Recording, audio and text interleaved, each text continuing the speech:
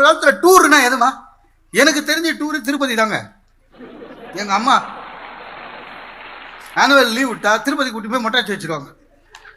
வேண்டுதலோ இல்லையோ தெரியாது. என்னன்னா முடி வெட்டுற செலவு கம்மி. அது அப்படியே இருந்துட்டு ஸ்கூல் போகும்போது ரெடி ஆகிடும்.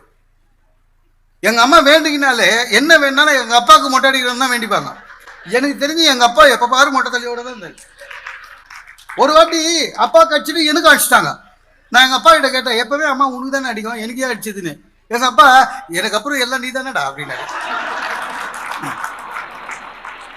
ஏதோ 3 கோடி ரூபா சொத்து வச்சுட்டு போகிற மாதிரி இல்லை, எல்லாம் மாறி போச்சுங்க.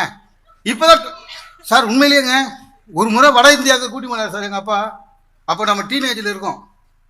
ஷாஜகான் அப்படின்னாலே எனக்கு வில விலன்னு ஆகிடும். மும்தாஜ் ஆனால் அப்படியே வில வில, அது அந்த காலம். வசந்தங்கள் வாழ்த்தும் போது இலையுது அந்த காலம்.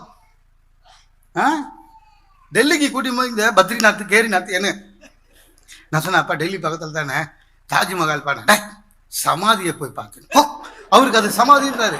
அப்போ எதிர்த்து பேசவும் முடியாது. இப்போ அப்படி இல்லைங்க.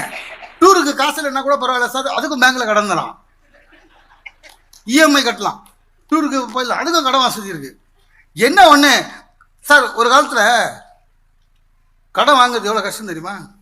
ஷூரிட்டின்னு வாங்குவான், நமக்கு எவனும் வரமாட்டான் ஷூரிட்டி. இப்போ அப்படி இல்லைங்க. டெய்லி ஒரு 2 பேங்காவது ஃபோன் பண்ணுறான், கடன் வாங்கிக்கோ கடன் வாங்கிக்கோ கடன் வாங்கிக்கோன்னு. லட்சத்தில் வாங்கினா திருப்பி கொடுக்கணும், கோடியில் வாங்கினா துபாய்க்கு வந்துடலாம். நீங்கள் வச்சு காப்பாற்றிடுவீங்களா? பார்க்குறோம் எல்லாமே அப்படிதான் சார்.